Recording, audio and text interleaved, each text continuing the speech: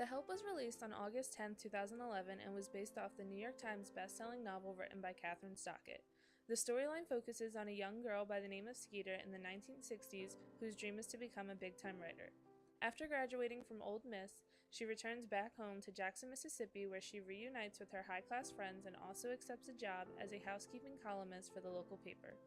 In order to write the weekly column, Skeeter chooses to talk to and recruit one of her friend's maids, Aibileen. While spending time with Aibileen, Skeeter gets the idea to write a book from the side of the maids. While first reluctant, Aibileen climbs on board and recruits others, such as Minnie, to tell their side and stories in the relationship between a maid and the white employer. The book, The Help, gets published a short time later after hardships and oppression. As the stories of the maids are followed, it becomes apparent how historically accurate the film is. During the 1960s, the civil rights movement reached its pinnacle moment while issues like segregation became focal points.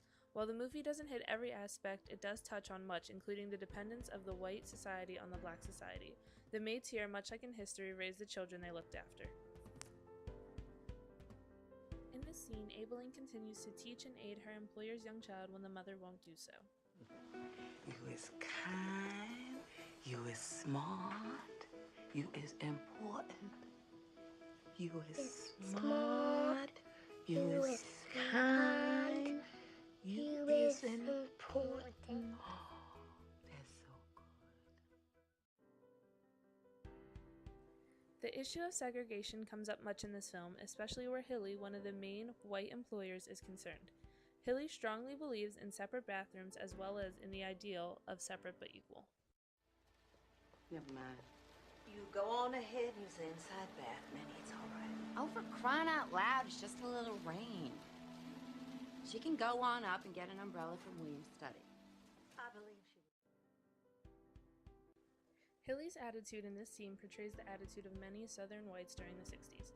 Many were for segregation and refused to share anything with African Americans. This led to many facilities being segregated throughout the 20th century. In the 60s, African Americans began to fight back against this inhumane practice.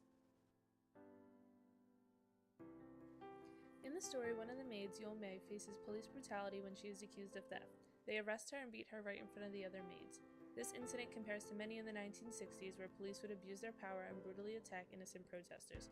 One of the most famous events was the Birmingham protests in Alabama where all were met with force. This film depicts this aspect of white supremacy and brutality well. They killed my son.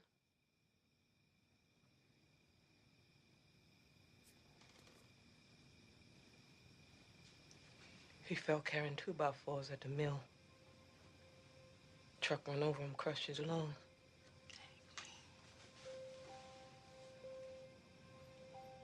That white foreman threw his body on back of a truck. Drove to the colored hospital. Dumped him there and honked the horn. Going along with this idea of police brutality came the equivalent terror from the Ku Klux Klan. The terrorizing group singled out many, including those who were Black, Catholic, and Jewish. In the story, the shooting of an African American family man sends Abileen's neighborhood upside down as seen here.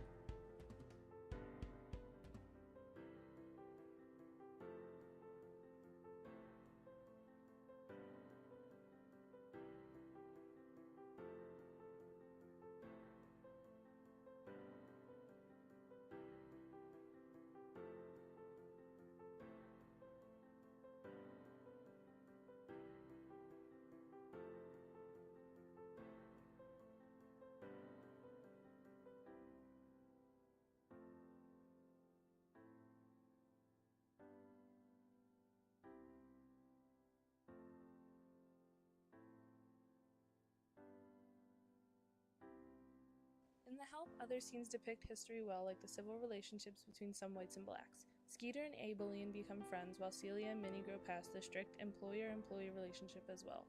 These white employers support their maids just like a handful of whites supported the civil rights movement. In the past, whites have been seen to walk with and protest alongside African Americans for civil rights.